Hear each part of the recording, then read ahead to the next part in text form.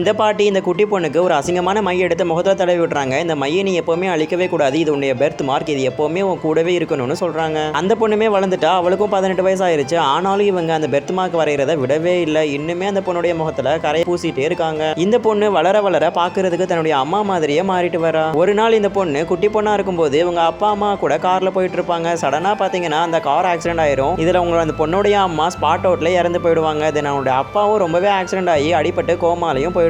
But இந்த பொண்ணுடைய தாத்தா ரொம்பவே மோசமானவர், கொடுமைக்காரர். இந்த குட்டி பொண்ணையும் எப்படியாவது கொன்னுருங்கன்னு சொல்லி ஆர்டரும் போடுறாரு. அந்த குட்டி பொண்ணை எப்படியாவது அந்த கொடுமைக்காரர்கிட்ட இருந்து காப்பாத்துறதுக்காக தான் இந்த பாட்டிமாவும் அந்த குட்டி பொண்ணுக்கு இந்த மாதிரி மேக்கப் போட்டு விட்டுருவாங்க. இதுக்கப்புறம் என்ன ஆகுங்கிறத பாக்குறதுக்கு முன்னாடி நீங்க இப்பதான் ஃபர்ஸ்ட் டைம் இந்த சேனலை பாக்குறீங்கன்னா மறக்காம சேனலை சப்ஸ்கிரைப் பண்ணிட்டு தொடர்ந்து வீடியோவை பாருங்க. இதனால இந்த வயசானவருக்கு தான் பேத்தி எதுன்னு அடையாளம் தெரியாததுனால இந்த பொண்ணையும் கொல்லாம விட்டுருப்பாரு. இந்த குட்டி பொண்ணுமே கோமால இருக்கக்கூடிய தான் அப்பாவை போயிட்டு அங்கிள் அங்கிள்னு சொல்லி எழுப்பிட்டு இருப்பா. பட் அவர் எந்திரிக்கவே மாட்டாரு, இன்னும் கோமால தான் இருப்பாரு. அதுக்கப்புறமா இந்த கிராண்ட்பா நல்லா தூங்கிட்டு இருக்கும்போது இறந்து போன இந்த பொண்ணுடைய ஆவி வந்து இந்த கிராண்ட்பாவை கொல்லுவேன்னு சொல்லி மிரட்டிட்டு இருக்கும். ஏன் அப்படின்னா இந்த பொண்ணு வேற யாருமே இல்லை, இந்த தாத்தாவுடைய பொண்ணு தான். இந்த பொண்ணு தன்னுடைய கார் டிரைவரை பார்த்து லவ் பண்ணியிருப்பாங்க. தென் அவங்க மூலமா பிறந்த குழந்தை தான் இந்த குழந்தை.